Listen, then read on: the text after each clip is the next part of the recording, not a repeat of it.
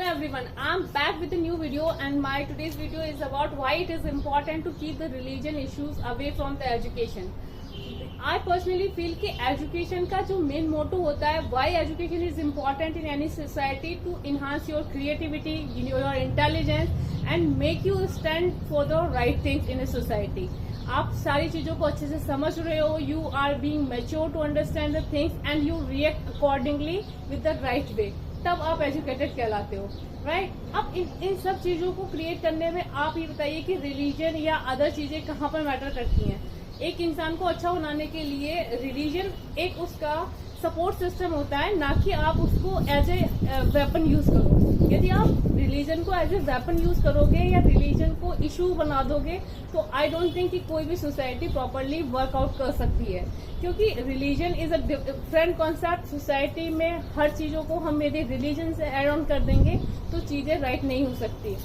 Education को इसलिए मैं बोल रही हूँ क्योंकि हमारी कंट्री में यदि जो भी लॉज वगैरह बनते हैं, यदि वो यूनिफॉर्म लॉ बनते हैं, सारे लॉज ऑल इंडियंस के लिए सेम है। ऑल इंडियंस में whosoever living in the India, whether they are Muslim, Christian, Hindu, anyone, तो यहाँ पर अलग अलग लॉज और अकॉर्डिंगली चीजें यदि होने लग जाएंगी तो चीजें बहुत ही मैसअप हो जाएंगी।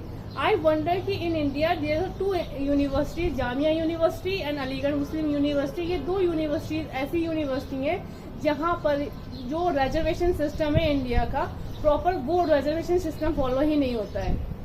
यहाँ पर अलग रिजर्वेशन सिस्टम फॉलो होता है, जबकि these two universities are the central university और इंडियन यूनिवर्सिटी। ऐसा तो है नहीं, ये किसी बाहर कंट्री की यूनिवर्सिटीज हैं, they are running into India. Indian university में इंडियन लॉज फॉलो होने चाहिए। Why there is a different laws for these university? तो चीजें यदि राइट वे में हो और सही हो तो ही लोगों को people can trust on government, trust on the higher authority. Otherwise चीजों पे लोगों का ट्रस्ट खराब हो जाता है और ये सारी चीजें रिलीजियस हेटेड क्रिएट करती है किसी भी सोसाइटी में।